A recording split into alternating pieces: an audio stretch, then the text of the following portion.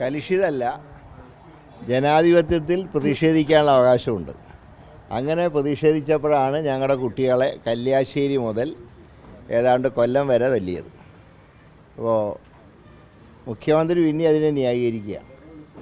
ഇന്ന് വെഞ്ഞാറമൂട്ടിൽ കരുതൽ തടങ്കലിൽ വെച്ച കുട്ടികളെ DYFI പോലീസ് സ്റ്റേഷനിൽ കയറി തല്ലി. അതും ജീവൻ രക്ഷാ പ്രവർത്തനമായിട്ട് മുഖ്യമന്ത്രി വിശേഷിപ്പിച്ചു. അങ്ങനെ സാഹചര്യത്തിൽ ഞങ്ങൾക്ക് തിരിച്ചും ജീവൻ രക്ഷാ പ്രവർത്തനം നടത്തേണ്ട ഒരു സാഹചര്യം ഉണ്ടായി.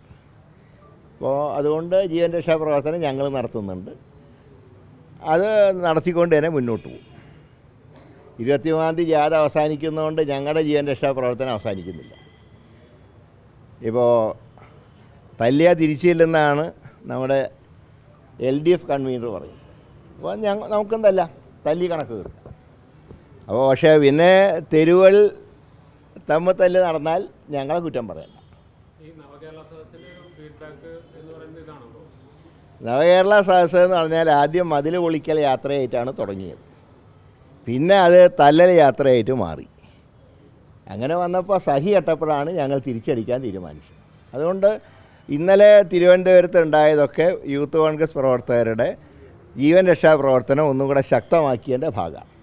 ആ പ്രവർത്തികൾ ഭാവിയിലുണ്ടാവും. അത് അഡ്ജസ്റ്റ്മെൻ്റ് ആണല്ലോ. അത് പകൽ ശത്രുക്കളും രാത്രി അഡ്ജസ്റ്റ്മെൻറ്റുമാണ്. അതുകൊണ്ടാണല്ലോ ഗവർണർ സർക്കാർ പോലും ഞങ്ങൾ ഇടപെടാത്തതിൻ്റെ കാരണം അതല്ലേ. ഇത് രണ്ടും എപ്പോഴും ഒന്നാവുമെന്ന് അറിയില്ല. ഗവർണറെ തിരിച്ചു വിളിക്കണമെന്ന് ആദ്യം ഞങ്ങളാ പറഞ്ഞു. അതിൻ്റെ പേരിൽ ഞങ്ങളുടെ MLA മാർ നിയമസഭയ്ക്കകത്ത് സമരം നടത്തിയപ്പോൾ അവർ വാച്ചൻ വാർഡിനെ ഉപയോഗിച്ച് സഭയിൽ നിന്ന് വിളിച്ച് പുറത്തിട്ടത് ഈ മുഖ്യമന്ത്രിയുടെ നിർദ്ദേശം അനുസരിച്ച്. ഇപ്പോഴാണ് ഗവർണർ അപ്പോഴും തിരിച്ചു വിളിക്കണമെന്ന് പറയുന്നില്ല. രാഷ്ട്രപതിക്ക് കത്തെഴുതുക. ഒന്നുകിൽ പറയാനുള്ള ചങ്കൂറ്റം വേണം. ഗവർണറെ തിരിച്ചു വിളിക്കണമെന്ന് പറയട്ടെ, ഞങ്ങൾക്ക് അതിനോട് വിരോധമൊന്നുമില്ല. പക്ഷേ പിന്നെ വരുന്ന ഇതിലേറെ മോശമായിരിക്കും ചിലപ്പോൾ. മോഡിയാണ് അവിടെ ഉള്ളത്. ഏതായാലും ഈ ഗവർണറോട് ഞങ്ങൾക്ക് യാതൊരു ആഭിമുഖ്യവുമില്ല.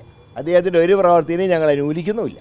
ഭരണപക്ഷം പ്രധാനമായും ചോദിക്കുന്നത് ഈ കല്യാശ്ശേരി മുതൽ തിരുവനന്തപുരം വരെ കരിങ്കൊടി കാണിക്കേണ്ട സാഹചര്യം എന്ത് ആവശ്യത്തിൻ്റെ പേരിലായിരുന്നു ഈ കരിങ്കൊടി കാണിച്ചത് എന്നുള്ളതാണ്.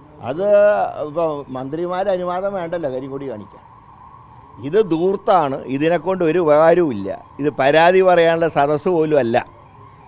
പിന്നെ ഞങ്ങൾ ബഹിഷ്കരിച്ചതിനെ കുറിച്ചാണ് പറയുന്നത്. 3 ജനപ്രതിനിധികൾക്കുണ്ടായ അനുഭവം LDFൻ്റെ തൃശ്ശൂരിൽ നിന്ന് ആരംഭിച്ചു. ആദ്യം മട്ടന്നൂരിൽ നിന്ന് തുടങ്ങി. ശൈല ടീച്ചർക്ക് ഒരു ഡോസ് കിട്ടി.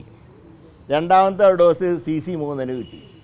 മൂന്നാമത്തെ ഡോസ് ഞങ്ങളിൽ നിന്ന് പോയ തോമസ് ചാഴിക്കാടനും കിട്ടി. അപ്പോൾ ഞങ്ങൾ പോയിരുന്നെങ്കിൽ ഇതിലേറെ അവമാനം സഹിക്കേണ്ടി വന്നത്. അപ്പോൾ നവകേരള സദസ്സിൽ മാന്യന്മാർക്ക് പ്രവേശനമുള്ള സ്ഥലമല്ല. അതുകൊണ്ട് തന്നെയാണ് ഞങ്ങൾ ബഹിഷ്കരിച്ചത്. അത് ശരിയാണെന്ന് ഈ 3 ജനപ്രതിനിധികൾക്കുണ്ടായ അനുഭവത്തിൽ നിന്ന് വ്യക്തമായിട്ടുണ്ട്. അതാണല്ലോ പറയുന്നത്. ഇവർ എല്ലാ ആചാരങ്ങളെയും തകർക്കാനുള്ള ശ്രമമാണ് നടക്കുന്നത്. മുമ്പ് ശബരിമലയിൽ നോക്കി.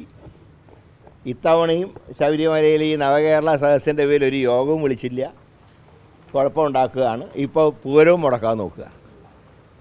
അപ്പോൾ ഇപ്പോൾ ഇവിടെ നടക്കുന്ന കാര്യം എന്ന് പറയുന്നത് തങ്ങൾക്ക് ഇഷ്ടമില്ലാത്തൊന്നും നടത്താൻ സമ്മതിക്കില്ല എന്നുള്ള രീതിയാണ്.